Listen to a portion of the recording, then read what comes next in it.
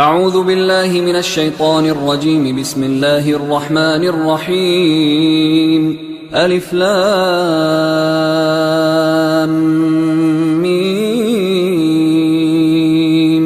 ذلك الكتاب لا ريب فيه هدى للمتقين الذين يؤمنون بالغيب ويقيمون الصلاة ومما رزقناهم ينفقون والذين يؤمنون بما أنزل إليك وما أنزل من قبلك وبالآخرة هم يوقنون أولئك على هدى من ربهم وأولئك هم المفلحون. إن الذين كفروا سواء عليهم أأنذرتهم أم لم تنذرهم لا يؤمنون ختم الله على قلوبهم وعلى سمعهم وعلى أبصارهم غشاوة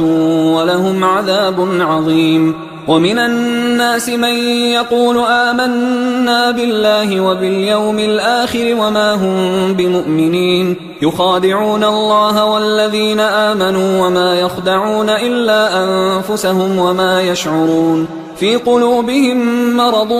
فزادهم الله مرضا ولهم عذاب أليم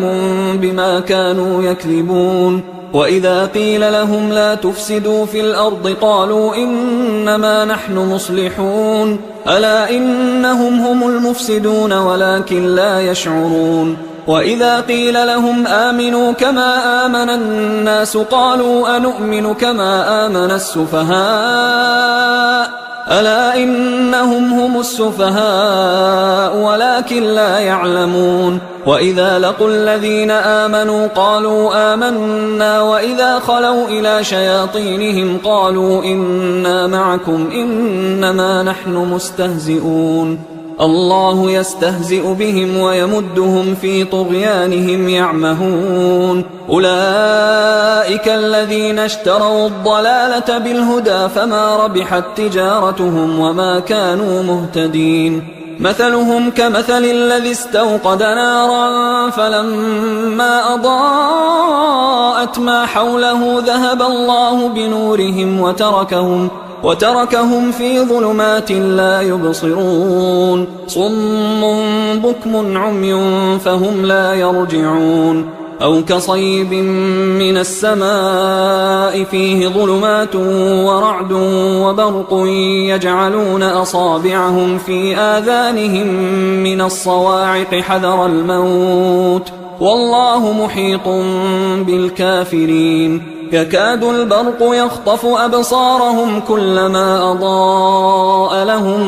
مشوا فيه وإذا أظلم عليهم قاموا ولو شاء الله لذهب بسمعهم وأبصارهم إن الله على كل شيء قدير. يا أيها الناس اعبدوا ربكم الذي خلقكم والذين من قبلكم لعلكم تتقون الذي جعل لكم الأرض فراشا والسماء بناء وأنزل من السماء ماء فأخرج به من الثمرات رزقا لكم فلا تجعلوا لله أندادا وأنتم تعلمون. وإن كنتم في ريب مما نزلنا على عبدنا فأتوا بسورة من مثله وادعوا شهداءكم من دون الله إن كنتم صادقين فإن لم تفعلوا ولن تفعلوا فاتقوا النار التي وقودها الناس والحجارة أعدت للكافرين. وبشر الذين آمنوا وعملوا الصالحات أن لهم جنات تجري من تحتها الأنهار كلما رزقوا منها من ثمرة رزقا قالوا هذا الذي رزقنا من قبل وأتوا به متشابها ولهم فيها أزواج مطهرة وهم فيها خالدون. إن الله لا يستحيي أن يضرب مثلا ما بعوضة فما فوقها فأما الذين آمنوا فيعلمون أنه الحق من ربهم، وأما الذين كفروا فيقولون ماذا أراد الله بهذا مثلا يضل به كثيرا ويهدي به كثيرا وما يضل به إلا الفاسقين الذين ينقضون عهد الله من بعد ميثاقه ويقطعون ما أمر الله به أن يوصل ويفسدون في الأرض، أولئك هم الخاسرون. كيف تكفرون بالله وكنتم أمواتا فأحياكم ثم يميتكم ثم يحييكم ثم إليه ترجعون. هو الذي خلق لكم ما في الأرض جميعا ثم استوى إلى السماء فسواهن 7 سماوات وهو بكل شيء عليم. وإذ قال ربك للملائكة إني جاعل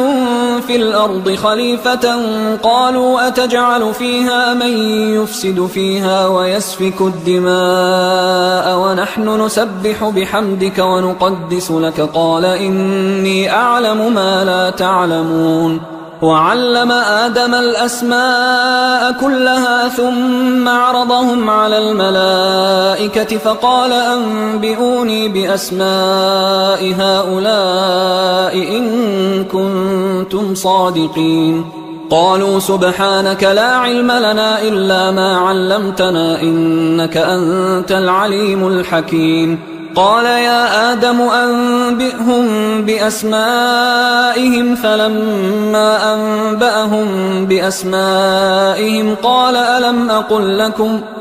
ألم أقل لكم إني أعلم غيب السماوات والأرض وأعلم ما تبدون وما كنتم تكتمون. وإذ قلنا للملائكة اسجدوا لآدم فسجدوا إلا إبليس أبى واستكبر وكان من الكافرين. وقلنا يا آدم اسكن أنت وزوجك الجنة وكلا منها رغدا حيث شئتما ولا تقربا هذه الشجرة فتكونا من الظالمين. فأزلهما الشيطان عنها فأخرجهما مما كانا فيه وقلنا اهبطوا بعضكم لبعض عدو ولكم في الأرض مستقر ومتاع إلى حين. فتلقى آدم من ربه كلمات فتاب عليه إنه هو التواب الرحيم. قلنا اهبطوا منها جميعا فإما يأتينكم مني هدى فمن تبع هداي فلا خوف عليهم ولا هم يحزنون. والذين كفروا وكذبوا بآياتنا أولئك أصحاب النار هم فيها خالدون. يا بني إسرائيل اذكروا نعمتي التي أنعمت عليكم وأوفوا بعهدي أوف بعهدكم وإياي فارهبون. وآمنوا بما أنزلت مصدقا لما معكم ولا تكونوا أول كافر به ولا تشتروا بآياتي ثمنا قليلا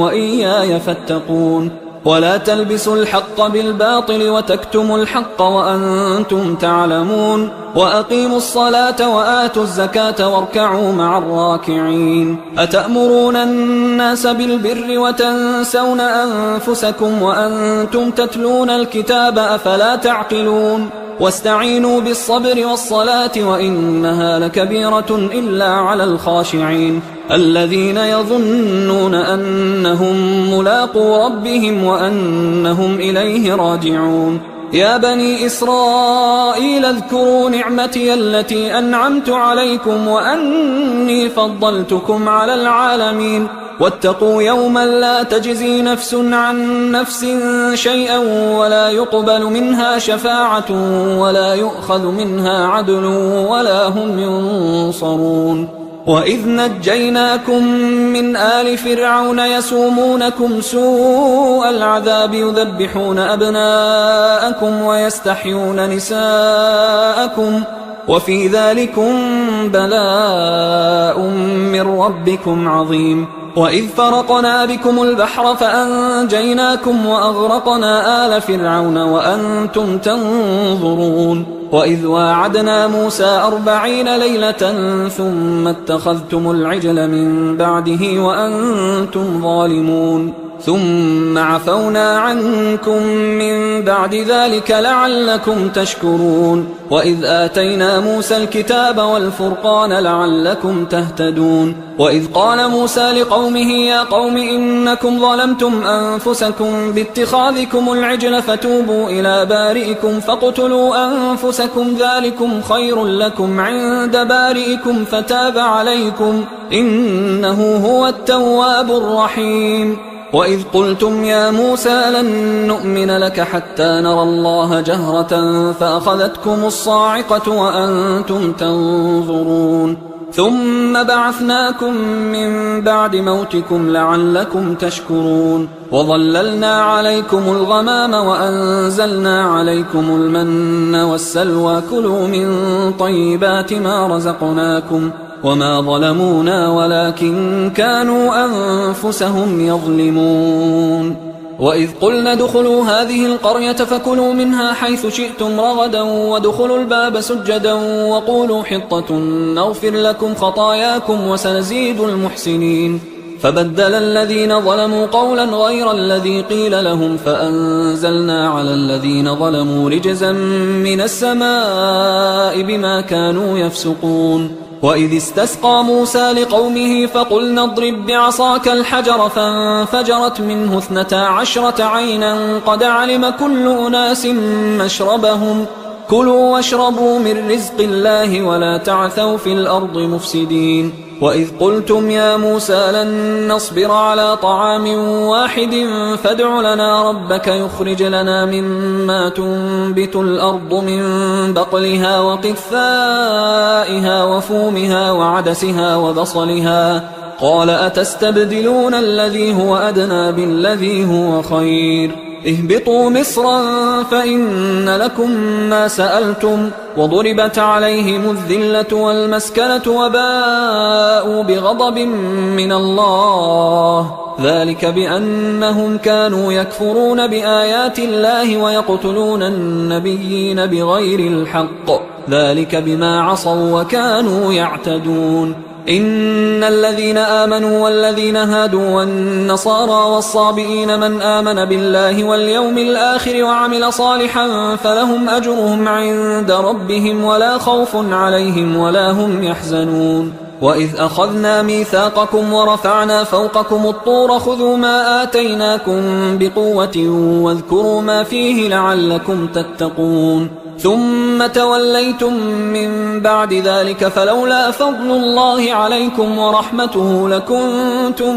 من الخاسرين ولقد علمتم الذين اعتدوا منكم في السبت فقلنا لهم كونوا قردة خاسئين فجعلناها نكالا لما بين يديها وما خلفها وموعظة للمتقين وإذ قال موسى لقومه إن الله يأمركم أن تذبحوا بقرة قالوا أتتخذنا هزوا قال أعوذ بالله أن أكون من الجاهلين قالوا ادع لنا ربك يبين لنا ما هي قال إنه يقول إنها بقرة لا فارض ولا بكر عوان بين ذلك فافعلوا ما تؤمرون قالوا ادع لنا ربك يبين لنا ما لونها قال إنه يقول إنها بقرة صفراء فاقع لونها تسر الناظرين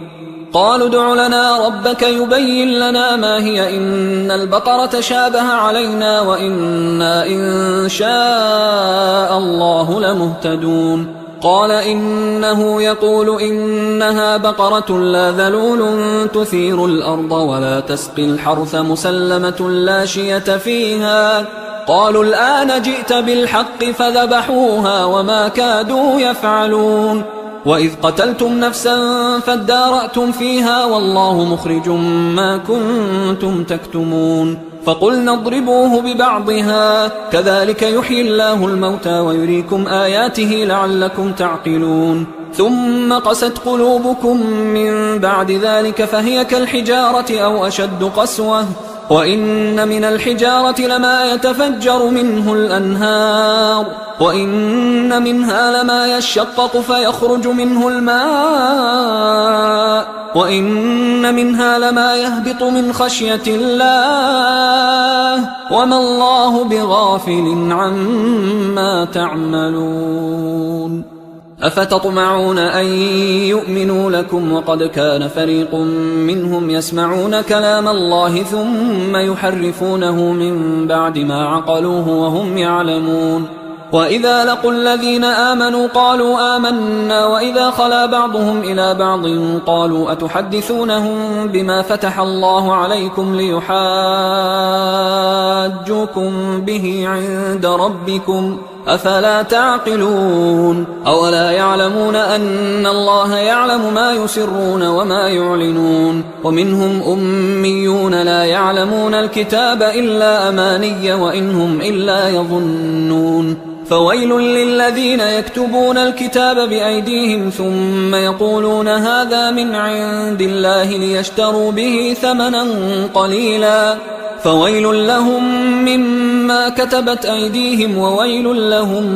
مما يكسبون وقالوا لن تمسنا النار إلا أياما معدودة قل أتخذتم عند الله عهدا فلن يخلف الله عهده أم تقولون على الله ما لا تعلمون بلى من كسب سيئة وأحاطت به خطيئته فأولئك أصحاب النار هم فيها خالدون والذين آمنوا وعملوا الصالحات أولئك أصحاب الجنة هم فيها خالدون وإذ أخذنا ميثاق بني إسرائيل لا تعبدون إلا الله وبالوالدين إحسانا وذي القربى واليتامى والمساكين وقولوا للناس حسنا وأقيموا الصلاة وآتوا الزكاة ثم توليتم إلا قليلا منكم وأنتم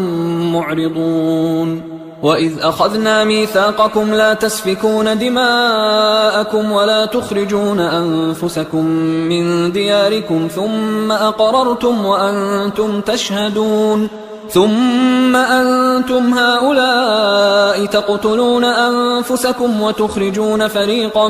منكم من ديارهم تظاهرون عليهم بالإثم والعدوان وإن يأتوكم أسارى تفادوهم وهو محرم عليكم إخراجهم أفتؤمنون ببعض الكتاب وتكفرون ببعض فما جزاء من يفعل ذلك منكم إلا خزي في الحياة الدنيا ويوم القيامة يردون إلى أشد العذاب وما الله بغافل عما تعملون أولئك الذين اشتروا الحياة الدنيا بالآخرة فلا يخفف عنهم العذاب ولا هم ينصرون ولقد آتينا موسى الكتاب وقفينا من بعده بالرسل وآتينا عيسى ابن مريم البينات وأيدناه بروح القدس أفكلما جاءكم رسول بما لا تهوى أنفسكم استكبرتم ففريقا كذبتم وفريقا تقتلون وقالوا قلوبنا غلف بل لعنهم الله بكفرهم فقليلا ما يؤمنون ولما جاءهم كتاب من عند الله مصدق لما معهم وكانوا من قبل يستفتحون على الذين كفروا فلما جاءهم ما عرفوا كفروا به فلعنة الله على الكافرين بئس ما اشتروا به أنفسهم أن يكفروا بما أنزل الله بغيا أن ينزل الله من فضله على من يشاء من عباده فباءوا بغضب على غضب وللكافرين عذاب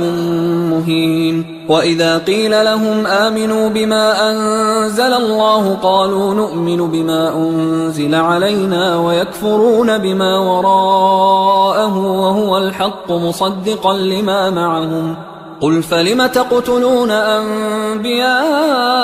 الله من قبل إن كنتم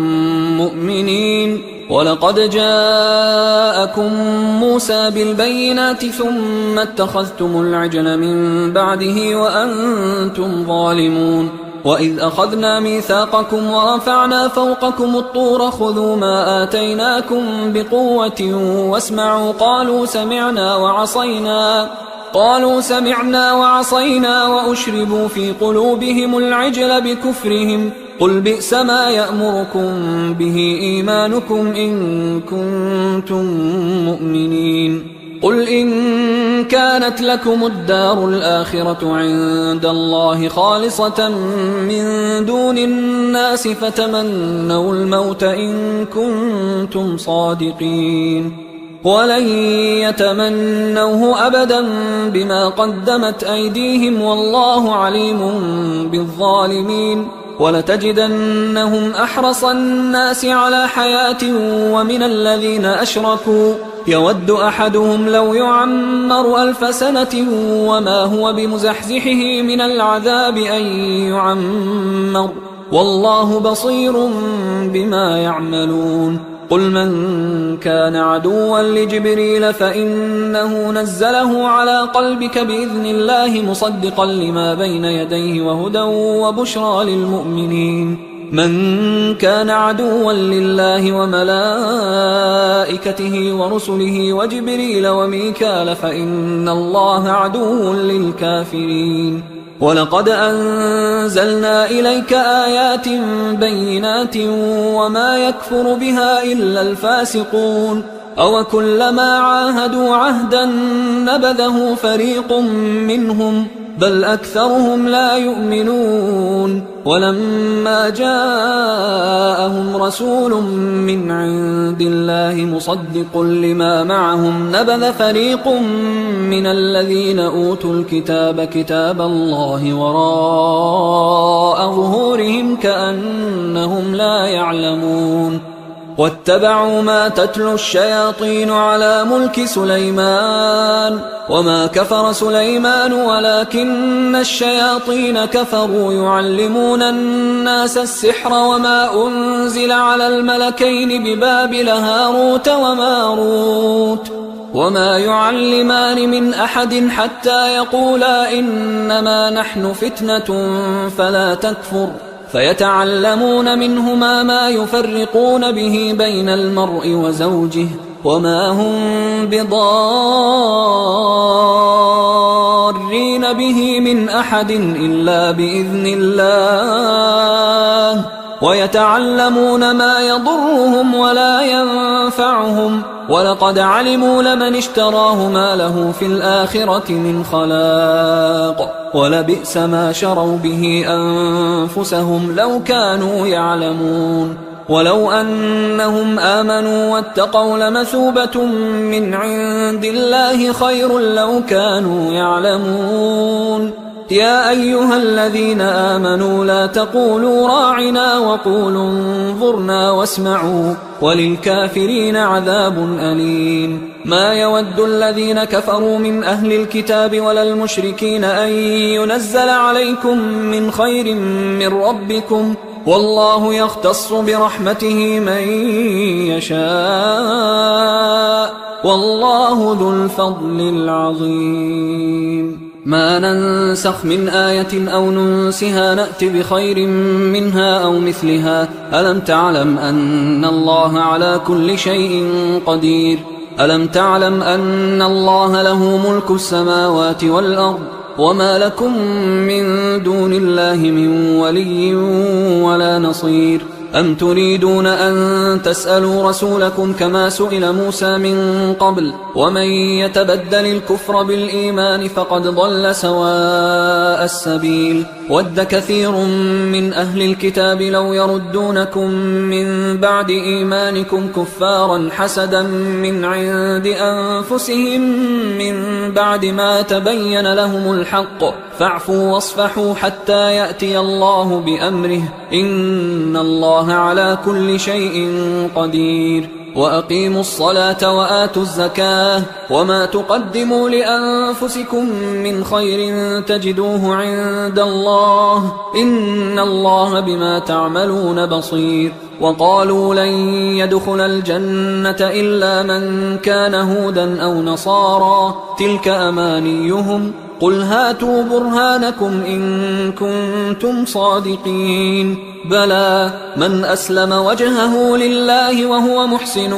فله أجره عند ربه ولا خوف عليهم ولا هم يحزنون وقالت اليهود ليست النصارى على شيء وقالت النصارى ليست اليهود على شيء وهم يتلون الكتاب كذلك قال الذين لا يعلمون مثل قولهم فالله يحكم بينهم يوم القيامة فيما كانوا فيه يختلفون ومن أظلم ممن منع مساجد الله أن يذكر فيها اسمه وسعى في خرابها أولئك ما كان لهم أن يدخلوها إلا خائفين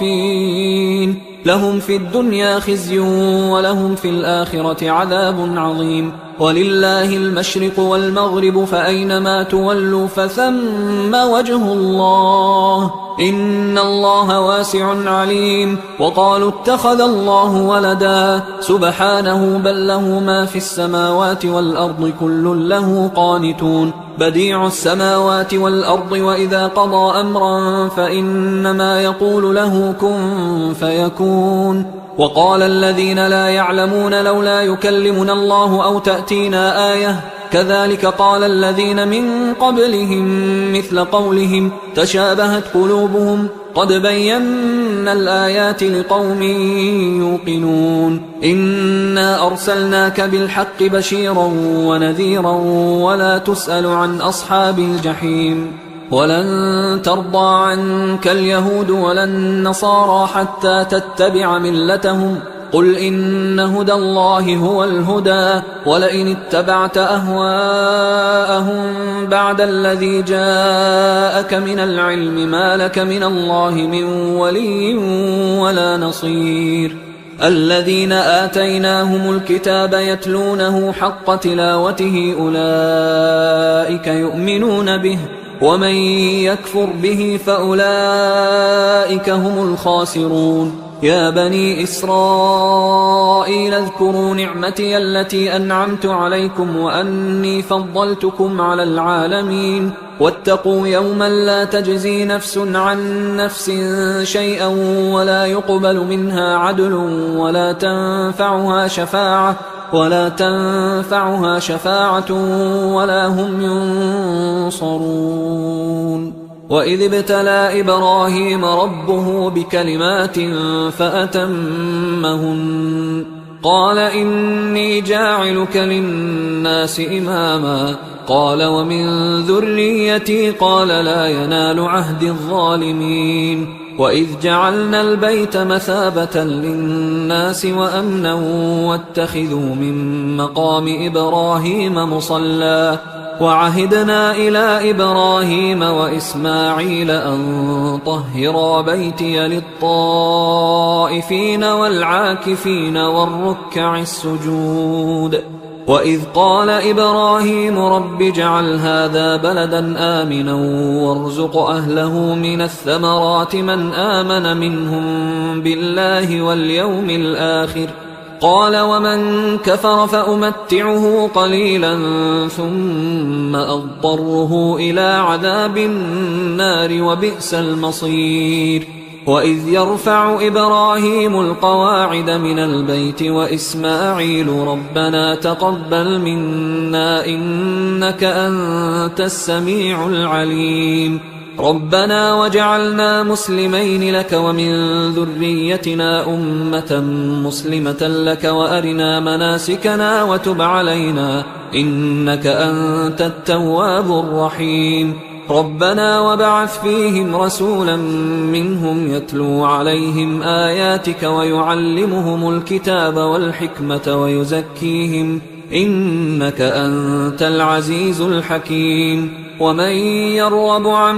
ملة إبراهيم إلا من سفه نفسه ولقد اصطفيناه في الدنيا وإنه في الآخرة لمن الصالحين إذ قال له ربه أسلم قال أسلمت لرب العالمين. ووصى بها إبراهيم بنيه ويعقوب يا بني إن الله اصطفى لكم الدين فلا تموتن إلا وأنتم مسلمون. أم كنتم شهداء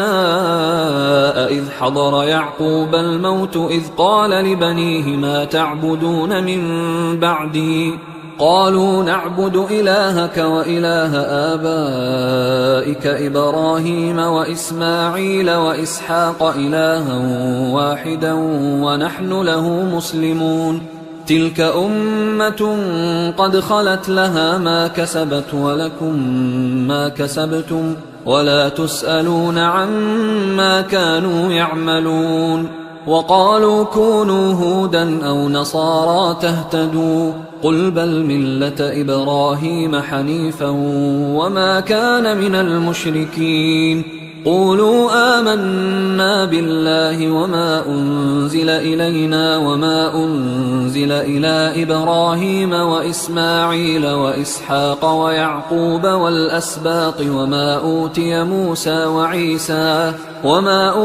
موسى وعيسى وما أوتي النبيون من ربهم لا نفرق بين أحد منهم ونحن له مسلمون. فإن آمنوا بمثل ما آمنتم به فقد اهتدوا وإن تولوا فإنما هم في شقاق فسيكفيكهم الله وهو السميع العليم. صبغة الله ومن أحسن من الله صبغة ونحن له عابدون. قل أتحاجوننا في الله وهو ربنا وربكم ولنا أعمالنا ولكم أعمالكم ونحن له مخلصون. أم تقولون إن إبراهيم وإسماعيل وإسحاق ويعقوب والأسباط كانوا هودا أو نصارى قل أأنتم أعلم أم الله ومن أظلم ممن كتم شهادة عنده من الله وما الله بغافل عما تعملون. تلك أمة قد خلت لها ما كسبت ولكم ما كسبتم ولا تسألون عما كانوا يعملون. سيقول السفهاء من الناس ما ولاهم عن قبلتهم التي كانوا عليها قل لله المشرق والمغرب يهدي من يشاء إلى صراط مستقيم. وكذلك جعلناكم أمة وسطا لتكونوا شهداء على الناس ويكون الرسول عليكم شهيدا. وما جعلنا القبلة التي كنت عليها إلا لنعلم من يتبع الرسول ممن ينقلب على عقبيه وإن كانت لكبيرة إلا على الذين هدى الله وما كان الله ليضيع إيمانكم إن الله بالناس لرؤوف رحيم. قد نرى تقلب وجهك في السماء فلنولينك قبلة ترضاها فول وجهك شطر المسجد الحرام وحيث ما كنتم فولوا وجوهكم شطره وإن الذين أوتوا الكتاب ليعلمون أنه الحق من ربهم وما الله بغافل عما يعملون. ولئن أتيت الذين أوتوا الكتاب بكل آية ما تبعوا قبلتك وما أنت بتابع قبلتهم وما بعضهم بتابع قبلة بعض ولئن اتبعت أهواءهم من بعد ما جاءك من العلم إنك إذا لمن الظالمين. الذين آتيناهم الكتاب يعرفونه كما يعرفون أبناءهم وإن فريقا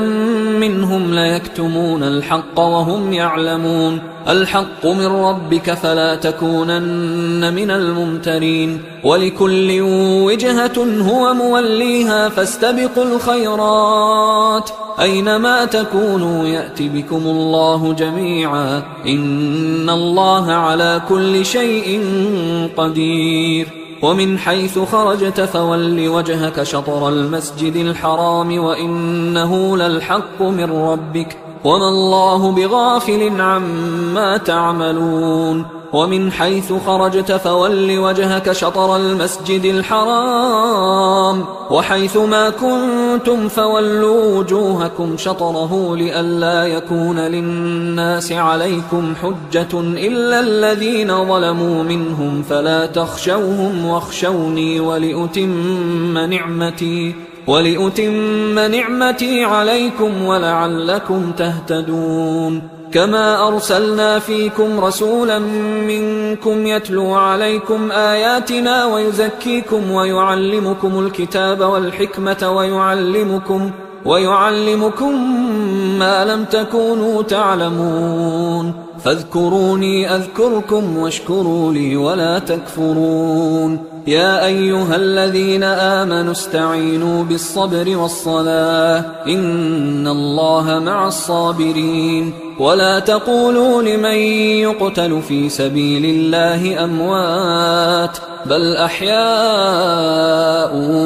ولكن لا تشعرون ولنبلونكم بشيء من الخوف والجوع ونقص من الأموال والأنفس والثمرات وبشر الصابرين الذين إذا أصابتهم مصيبة قالوا إنا لله وإنا إليه راجعون أولئك عليهم صلوات من ربهم ورحمة وأولئك هم المهتدون إن الصفا والمروة من شعائر الله فمن حج البيت أو اعتمر فلا جناح عليه أن يطوف بهما ومن تطوع خيرا فإن الله شاكر عليم إن الذين يكتمون ما أنزلنا من البينات والهدى من بعد ما بيناه للناس في الكتاب أولئك يلعنهم الله ويلعنهم اللاعنون إلا الذين تابوا وأصلحوا وبينوا فأولئك أتوب عليهم وأنا التواب الرحيم إن الذين كفروا وماتوا وهم كفار أولئك عليهم لعنة الله والملائكة والناس أجمعين خالدين فيها لا يخفف عنهم العذاب ولا هم ينظرون وإلهكم إله واحد لا إله إلا هو الرحمن الرحيم إن في خلق السماوات والأرض واختلاف الليل والنهار والفلك التي تجري في البحر بما ينفع الناس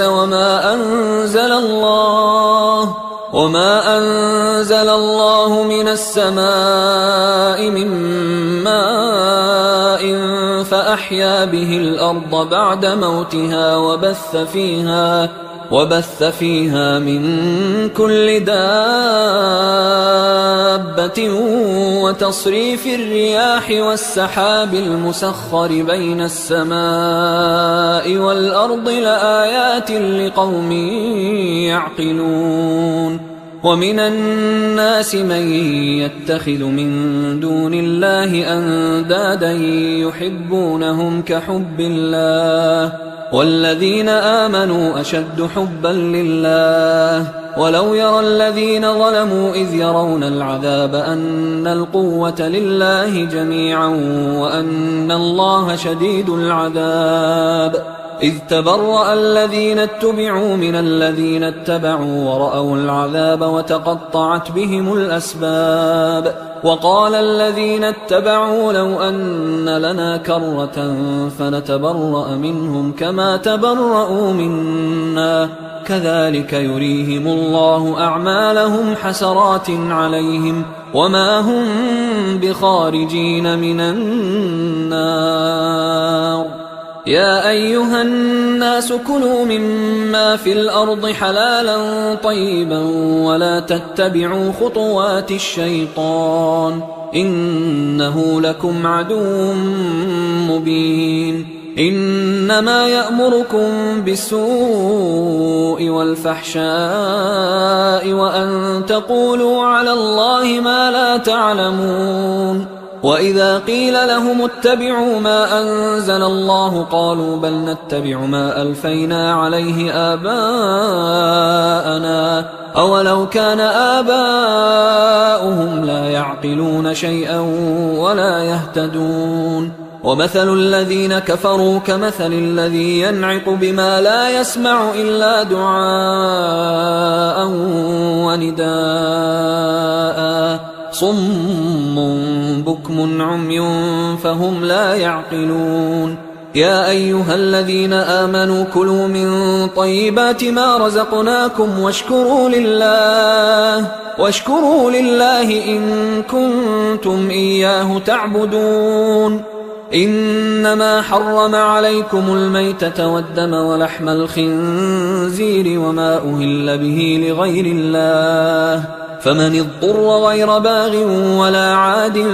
فلا إثم عليه إن الله غفور رحيم. إن الذين يكتمون ما أنزل الله من الكتاب ويشترون به ثمنا قليلا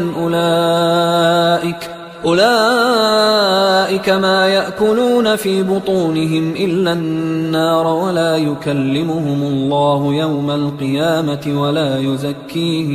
ولا يزكيهم ولهم عذاب أليم. أولئك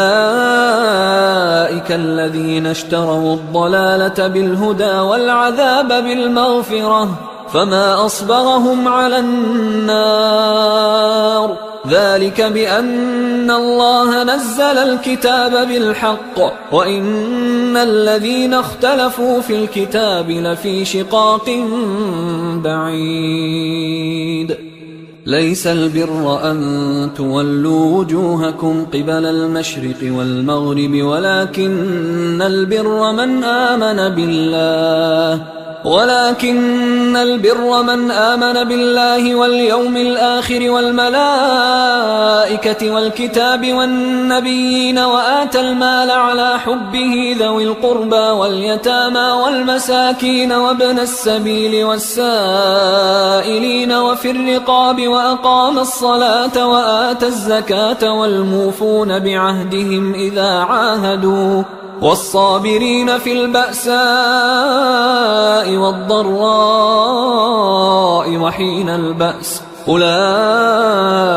الذين صدقوا وأولئك هم المتقون. يا أيها الذين آمنوا كتب عليكم القصاص في القتلى الحر بالحر والعبد بالعبد والأنثى بالأنثى فمن عفي له من أخيه شيء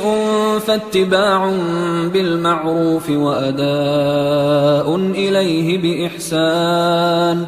ذلك تخفيف من ربكم ورحمة فمن اعتدى بعد ذلك فله عذاب أليم. ولكم في القصاص حياة يا أولي الألباب لعلكم تتقون. كتب عليكم إذا حضر أحدكم الموت إن ترك خيرا الوصية للوالدين والأقربين بالمعروف حقا على المتقين فمن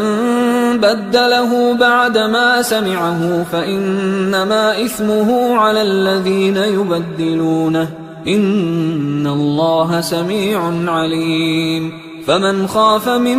موص جنفا أو إثما فأصلح بينهم فلا إثم عليه إن الله غفور رحيم. يا أيها الذين آمنوا كتب عليكم الصيام كما كتب على الذين من قبلكم لعلكم تتقون أياما معدودات فمن كان منكم مريضا أو على سفر فعدة من أيام أخر وعلى الذين يطيقونه فدية طعام مسكين فمن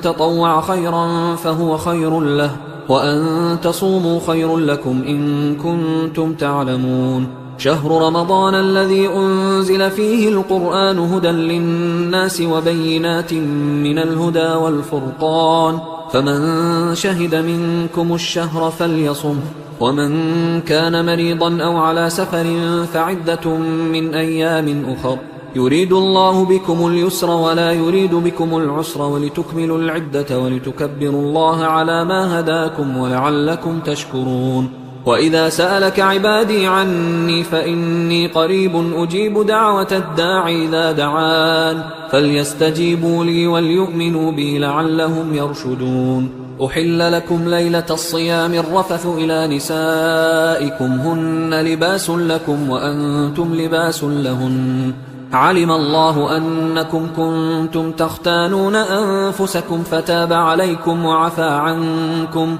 فالآن باشروهن وابتغوا ما كتب الله لكم وكلوا واشربوا حتى يتبين لكم الخيط الأبيض من الخيط الأسود من الفجر ثم أتموا الصيام إلى الليل ولا تباشروهن وأنتم عاكفون في المساجد تلك حدود الله فلا تقربوها كذلك يبين الله آياته للناس لعلهم يتقون ولا تأكلوا أموالكم بينكم بالباطل وتدلوا بها إلى الحكام لتأكلوا فريقا من أموال الناس بالإثم وأنتم تعلمون يسألونك عن الأهلة قل هي مواقيت للناس والحج وليس البر بأن تأتوا البيوت من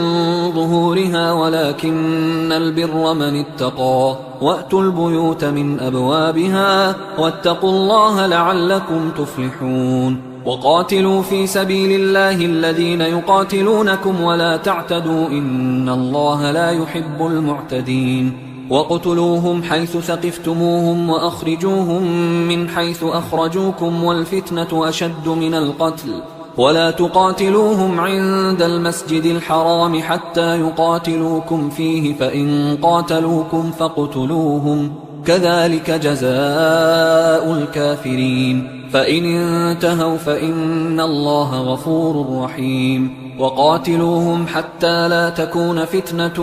ويكون الدين لله فإن انتهوا فلا عدوان إلا على الظالمين الشهر الحرام بالشهر الحرام والحرمات قصاص فمن اعتدى عليكم فاعتدوا عليه بمثل ما اعتدى عليكم واتقوا الله واعلموا أن الله مع المتقين وأنفقوا في سبيل الله ولا تلقوا بأيديكم إلى التهلكة وأحسنوا إن الله يحب المحسنين وأتموا الحج والعمرة لله فإن أحصرتم فما استيسر من الهدي ولا تحلقوا رؤوسكم حتى يبلغ الهدي محله فمن كان منكم مريضا أو به أذى من رأسه ففدية من صيام أو صدقة أو نسك فإذا أمنتم فمن تمتع بالعمرة إلى الحج فما استيسر من الهدي فمن لم يجد فصيام 3 أيام في الحج و7 إذا رجعتم تلك 10 كاملة ذلك لمن لم يكن أهله حاضر المسجد الحرام واتقوا الله واعلموا أن الله شديد العقاب الحج أشهر معلومات فمن فرض فيهن الحج فلا رفث ولا فسوق ولا جدال في الحج وما تفعلوا من خير يعلمه الله وتزودوا فإن خير الزاد التقوى واتقون يا أولي الألباب ليس عليكم جناح أن تبتغوا فضلا من ربكم فإذا أفضتم من عرفات فاذكروا الله عند المشعر الحرام واذكروه كما هداكم وإن كنتم من قبله لمن الضالين ثم أفيضوا من حيث أفاض الناس واستغفروا الله إن الله غفور رحيم فإذا قضيتم مناسككم فاذكروا الله كذكركم آباءكم أو أشد ذكرا فمن الناس من يقول ربنا آتنا في الدنيا وما له في الآخرة من خلاق ومنهم من يقول ربنا آتنا في الدنيا حسنة وفي الآخرة حسنة وقنا عذاب النار أولئك لهم نصيب مما كسبوا والله سريع الحساب واذكروا الله في أيام معدودات فمن تعجل في يومين فلا إثم عليه ومن تأخر فلا إثم عليه لمن اتقى واتقوا الله واعلموا أنكم إليه تحشرون ومن الناس من يعجبك قوله في الحياة الدنيا ويشهد الله على ما في قلبه وهو ألد الخصام وإذا تولى سعى في الأرض ليفسد فيها ويهلك الحرث والنسل والله لا يحب الفساد وإذا قيل له اتق الله أخذته العزة بالإثم فحسبه جهنم ولبئس المهاد ومن الناس من يشري نفسه ابتغاء مرضات الله والله رؤوف بالعباد يا أيها الذين آمنوا ادخلوا في السلم كافة ولا تتبعوا خطوات الشيطان إنه لكم عدو مبين فإن زللتم من بعد ما جاءتكم البينات فاعلموا أن الله عزيز حكيم هل ينظرون إلا أن يأتيهم الله في ظلل من الغمام والملائكة وقضي الأمر وإلى الله ترجع الأمور سل بني إسرائيل كم آتيناهم من آية بينة ومن يبدل نعمة الله من بعد ما جاءته فإن الله شديد العقاب زين للذين كفروا الحياة الدنيا ويسخرون من الذين آمنوا والذين اتقوا فوقهم يوم القيامة والله يرزق من يشاء بغير حساب كان الناس أمة واحدة فبعث الله النبيين مبشرين ومنذرين وأنزل معهم الكتاب بالحق ليحكم بين الناس فيما اختلفوا فيه وما اختلف فيه إلا الذين أوتوه من بعد ما جاءتهم البينات بغيا بينهم فهدى الله الذين آمنوا لما اختلفوا فيه من الحق بإذنه والله يهدي من يشاء إلى صراط مستقيم أم حسبتم أن تدخلوا الجنة ولما يأتكم مثل الذين خلوا من قبلكم مستهم البأساء والضراء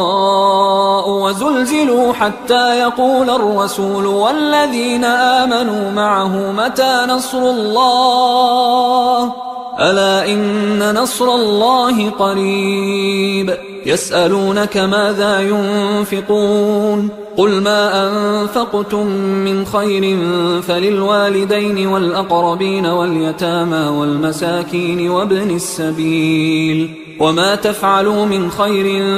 فإن الله به عليم كتب عليكم القتال وهو كره لكم، وعسى أن تكرهوا شيئا وهو خير لكم، وعسى أن تحبوا شيئا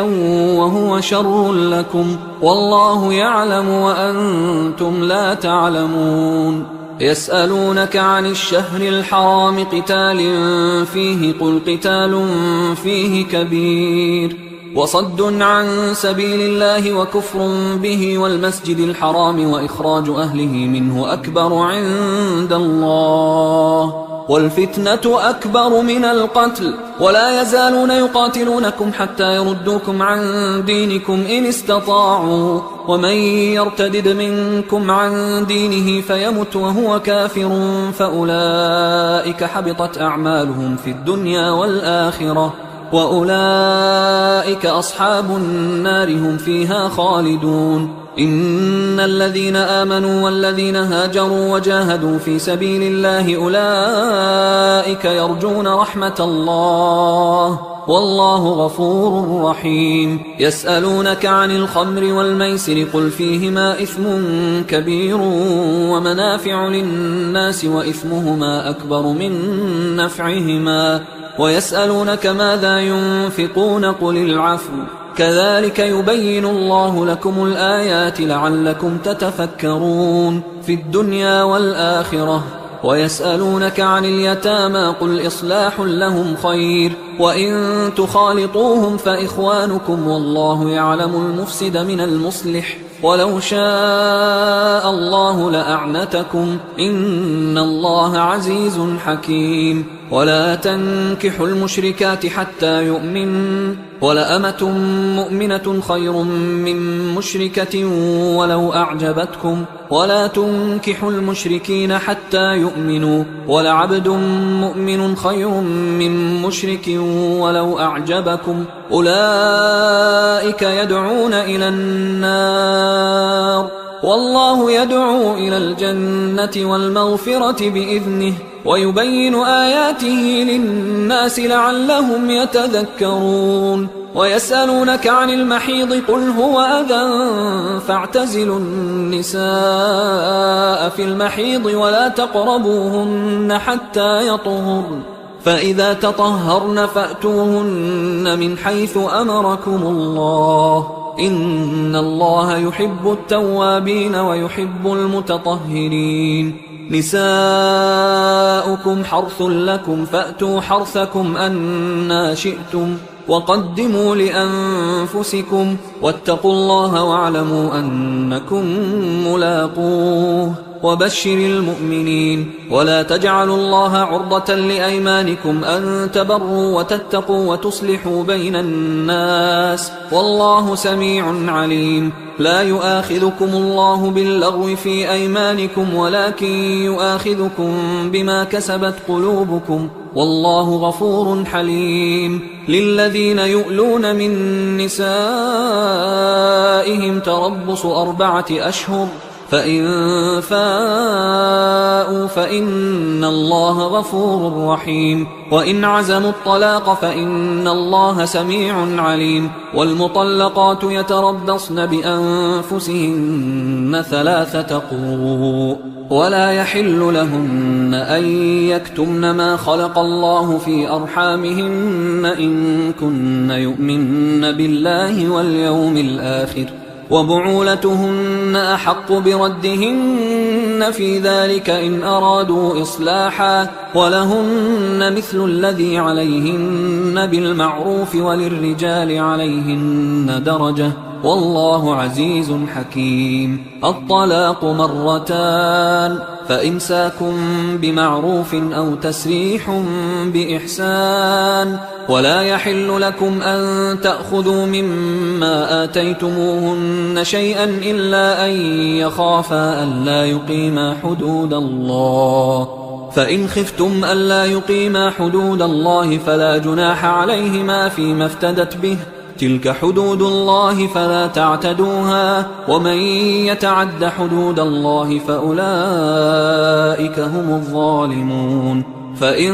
طلقها فلا تحل له من بعد حتى تنكح زوجا غيره، فإن طلقها فلا جناح عليهما أن يتراجعا إن ظنا أن يقيما حدود الله، وتلك حدود الله يبينها لقوم يعلمون. وإذا طلقتم النساء فبلغن أجلهن فأمسكوهن بمعروف أو سرحوهن بمعروف، ولا تمسكوهن ضرارا لتعتدوا، ومن يفعل ذلك فقد ظلم نفسه. ولا تتخذوا آيات الله هزوا، واذكروا نعمة الله عليكم وما أنزل عليكم من الكتاب والحكمة يعظكم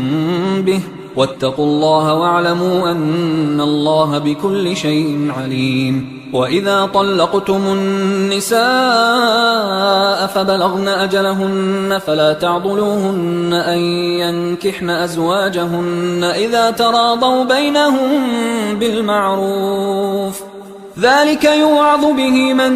كان منكم يؤمن بالله واليوم الآخر، ذلكم أزكى لكم وأطهر، والله يعلم وأنتم لا تعلمون. والوالدات يرضعن أولادهن حولين كاملين لمن أراد أن يتم الرضاعة، وعلى المولود له رزقهن وكسوتهن بالمعروف، لا تكلف نفس إلا وسعها، لا تضار والدة بولدها ولا مولود له بولده، وعلى الوارث مثل ذلك، فإن أرادا فصالا عن تراض منهما وتشاور فلا جناح عليهما. وإن أردتم أن تسترضعوا أولادكم فلا جناح عليكم إذا سلمتم ما آتيتم بالمعروف، واتقوا الله واعلموا أن الله بما تعملون بصير. والذين يتوفون منكم ويذرون أزواجا يتربصن بأنفسهن 4 أشهر و10، فإذا بلغن أجلهن فلا جناح عليكم فيما فعلن في أنفسهن بالمعروف، والله بما تعملون خبير. ولا جناح عليكم فيما عرضتم به من خطبة النساء أو أكننتم في أنفسكم، علم الله أنكم ستذكرونهن ولكن لا تواعدوهن سرا إلا أن تقولوا قولا معروفا، ولا تعزموا عقدة النكاح حتى يبلغ الكتاب أجله، واعلموا أن الله يعلم ما في أنفسكم فاحذروه، واعلموا أن الله غفور حليم. لا جناح عليكم إن طلقتم النساء ما لم تمسوهن أو تفرضوا لهن فريضة، ومتعوهن على الموسع قدره وعلى المقتر قدره متاعا بالمعروف حقا على المحسنين. وإن طلقتموهن من قبل أن تمسوهن وقد فرضتم لهن فريضة فنصف ما فرضتم إلا أن يعفون أو يعفو الذي بيده عقدة النكاح، وأن تعفوا أقرب للتقوى، ولا تنسوا الفضل بينكم، إن الله بما تعملون بصير. حافظوا على الصلوات والصلاة الوسطى وقوموا لله قانتين، فإن خفتم فرجالا أو ركبانا، فإذا أمنتم فاذكروا الله كما علمكم ما لم تكونوا تعلمون. والذين يتوفون منكم ويذرون أزواجا وصية لأزواجهم متاعا إلى الحول غير إخراج، فإن خرجن فلا جناح عليكم فيما فعلن في أنفسهن من معروف، والله عزيز حكيم. وللمطلقات متاع بالمعروف حقا على المتقين، كذلك يبين الله لكم آياته لعلكم تعقلون. ألم تر إلى الذين خرجوا من ديارهم وهم ألوف حذر الموت فقال لهم الله موتوا ثم أحياهم، إن الله لذو فضل على الناس ولكن أكثر الناس لا يشكرون. وقاتلوا في سبيل الله واعلموا أن الله سميع عليم. من ذا الذي يقرض الله قرضا حسنا فيضاعفه له أضعافا كثيرة والله يقبض ويبسط وإليه ترجعون. ألم تر إلى الملأ من بني إسرائيل من بعد موسى إذ قالوا لنبي له مبعث لنا ملكا نقاتل في سبيل الله قال هل عسيتم إن كتب عليكم القتال ألا تقاتلوا قالوا وما لنا ألا نقاتل في سبيل الله وقد أخرجنا من ديارنا وأبنائنا فلما كتب عليهم القتال تولوا إلا قليلا منهم والله عليم بالظالمين. وقال لهم نبيهم إن الله قد بعث لكم طالوت ملكا قالوا أنى يكون له الملك علينا ونحن أحق بالملك منه ولم يؤت سعة من المال قال إن الله اصطفاه عليكم وزاده بسطة في العلم والجسم والله يؤتي ملكه من يشاء والله واسع عليم. وقال لهم نبيهم إن آية ملكه أن يأتيكم التابوت فيه سكينة من ربكم وبقية مما ترك آل موسى وآل هارون تحمله الملائكة إن في ذلك لآية لكم إن كنتم مؤمنين. فلما فصل طالوت بالجنود قال إن الله مبتليكم بنهر فمن شرب منه فليس مني ومن لم يطعمه فإنه مني إلا من اغترف غرفة بيده فشربوا منه إلا قليلا منهم فلما جاوزه هو والذين آمنوا معه قالوا لا طاقة لنا اليوم بجالوت وجنوده قال الذين يظنون أنهم ملاقوا الله كم من فئة قليلة غلبت فئة كثيرة بإذن الله والله مع الصابرين. ولما برزوا لجالوت وجنوده قالوا ربنا أفرغ علينا صبرا وثبت أقدامنا وانصرنا على القوم الكافرين فهزموهم بإذن الله. وقتل داود جالوت وآتاه الله الملك والحكمة وعلمه مما يشاء ولولا دفع الله الناس بعضهم ببعض لفسدت الأرض ولكن الله ذو فضل على العالمين. تلك آيات الله نتلوها عليك بالحق وإنك لمن المرسلين. تلك الرسل فضلنا بعضهم على بعض منهم من كلم الله ورفع بعضهم درجات وآتينا عيسى ابن مريم البينات وأيدناه بروح القدس ولو شاء الله ما اقتتل الذين من بعدهم من بعد ما جاءتهم البينات ولكن اختلفوا فمنهم من آمن ومنهم من كفر ولو شاء الله ما اقتتلوا ولكن الله يفعل ما يريد. يا أيها الذين آمنوا أنفقوا مما رزقناكم من قبل أن يأتي يوم لا بيع فيه ولا خلة ولا شفاعة والكافرون هم الظالمون. الله لا إله إلا هو الحي القيوم لا تأخذه سنة ولا نوم له ما في السماوات وما في الأرض من ذا الذي يشفع عنده إلا بإذنه يعلم ما بين أيديهم وما خلفهم ولا يحيطون بشيء من علمه إلا بما شاء وسع كرسيه السماوات والأرض ولا يؤوده حفظهما وهو العلي العظيم. لا إكراه في الدين قد تبين الرشد من الغي فمن يكفر بالطاغوت ويؤمن بالله فقد استمسك بالعروة الوثقى لا انفصام لها والله سميع عليم. الله ولي الذين آمنوا يخرجهم من الظلمات إلى النور والذين كفروا أولياؤهم الطاغوت يخرجونهم من النور إلى الظلمات أولئك أصحاب النار هم فيها خالدون. ألم تر إلى الذي حاج إبراهيم في ربه أن آتاه الله الملك إذ قال إبراهيم ربي الذي يحيي ويميت قال أنا أحيي وأميت قال إبراهيم فإن الله يأتي بالشمس من المشرق فأت بها من المغرب فبهت الذي كفر والله لا يهدي القوم الظالمين. أو كالذي مر على قرية وهي خاوية على عروشها قال أنى يحيي هذه الله بعد موتها فأماته الله 100 عام ثم بعثه قال كم لبثت؟ قال لبثت يوما أو بعض يوم. قال بل لبثت 100 عام فانظر إلى طعامك وشرابك لم يتسنه وانظر إلى حمارك ولنجعلك آية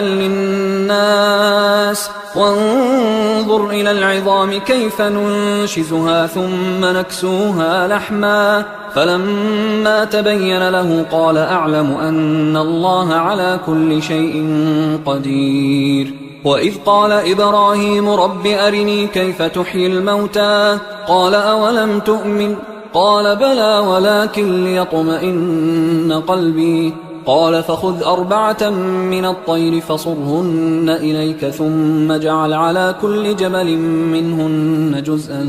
ثم ادعهن يأتينك سعيا واعلم أن الله عزيز حكيم. مثل الذين ينفقون أموالهم في سبيل الله كمثل حبة أنبتت 7 سنابل في كل سنبلة 100 حبة والله يضاعف لمن يشاء والله واسع عليم. الذين ينفقون أموالهم في سبيل الله ثم لا يتبعون ما أنفقوا منا ولا أذى لهم أجرهم عند ربهم ولا خوف عليهم ولا هم يحزنون. قول معروف ومغفرة خير من صدقة يتبعها أذى والله غني حليم. يا أيها الذين آمنوا لا تبطلوا صدقاتكم بالمن والأذى كالذي ينفق ماله رئاء الناس ولا يؤمن بالله واليوم الآخر فمثله كمثل صفوان عليه تراب فأصابه وابل فتركه صلدا لا يقدرون على شيء مما كسبوا والله لا يهدي القوم الكافرين. ومثل الذين ينفقون أموالهم ابتغاء مرضات الله وتثبيتا من أنفسهم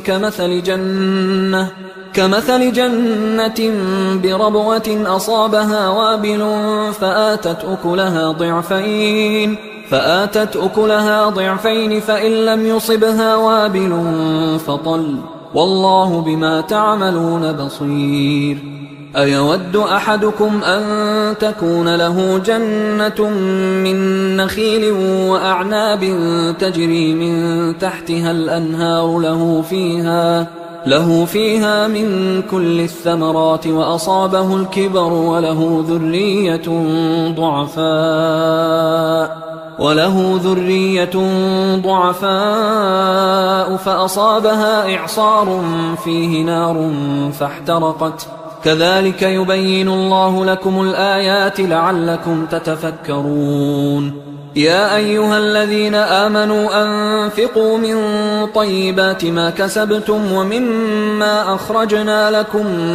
من الأرض ولا تيمموا الخبيث منه تنفقون ولستم بآخذيه إلا أن تغمضوا فيه واعلموا أن الله غني حميد. الشيطان يعدكم الفقر ويأمركم بالفحشاء والله يعدكم مغفرة منه وفضلا والله واسع عليم. يؤتي الحكمة من يشاء ومن يؤت الحكمة فقد أوتي خيرا كثيرا وما يذكر إلا أولو الألباب. وما أنفقتم من نفقة أو نذرتم من نذر فإن الله يعلمه وما للظالمين من أنصار. إن تبدوا الصدقات فنعما هي، وإن تخفوها وتؤتوها الفقراء فهو خير لكم ويكفر عنكم من سيئاتكم والله بما تعملون خبير. ليس عليك هداهم ولكن الله يهدي من يشاء. وما تنفقوا من خير فلأنفسكم وما تنفقون إلا ابتغاء وجه الله وما تنفقوا من خير يوفى إليكم وأنتم لا تظلمون. للفقراء الذين أحصروا في سبيل الله لا يستطيعون ضربا في الأرض يحسبهم الجاهل أغنياء من التعفف تعرفهم بسيماهم لا يسألون الناس إلحافا. وما تنفقوا من خير فإن الله به عليم. الذين ينفقون أموالهم بالليل والنهار سرا وعلانية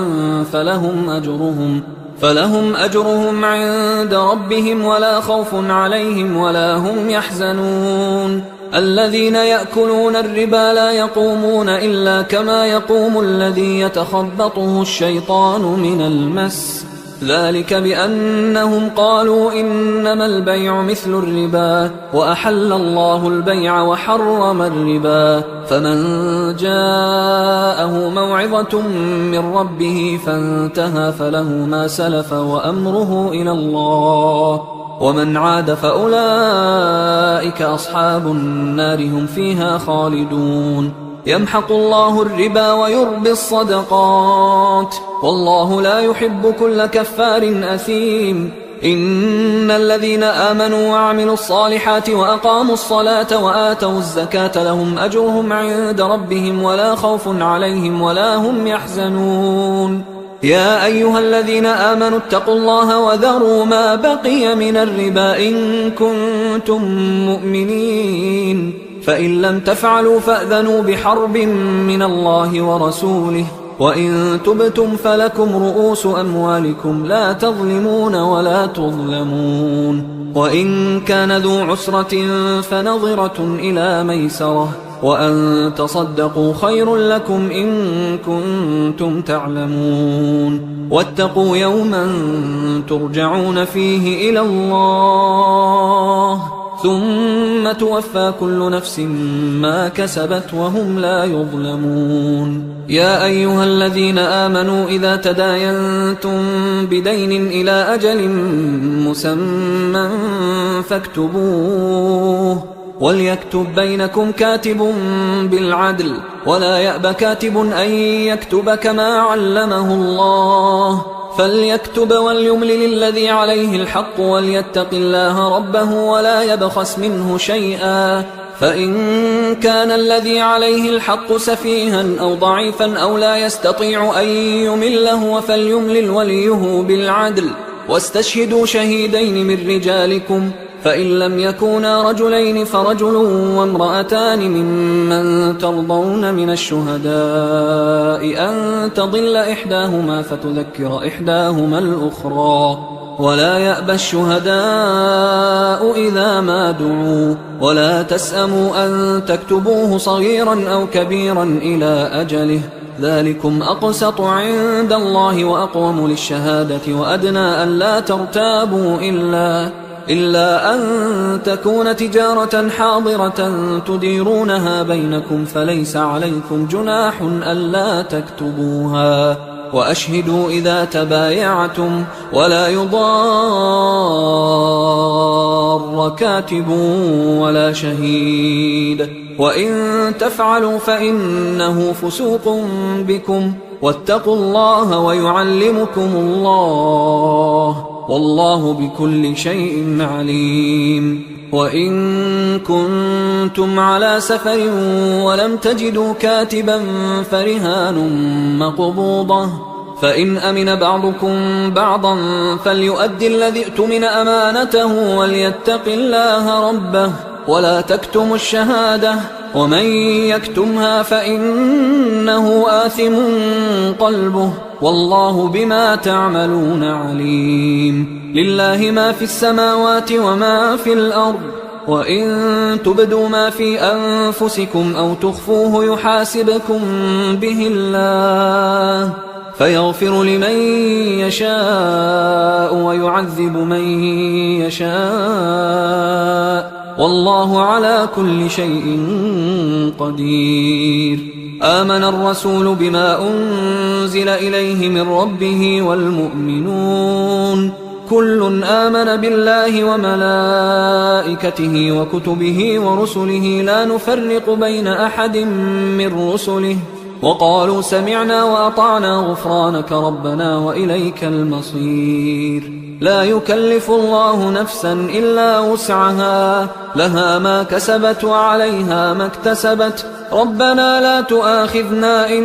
نسينا أو أخطأنا ربنا ولا تحمل علينا إصرا كما حملته على الذين من قبلنا ربنا ولا تحملنا ما لا طاقة لنا به واعف عنا واغفر لنا وارحمنا أنت مولانا فانصرنا على القوم الكافرين.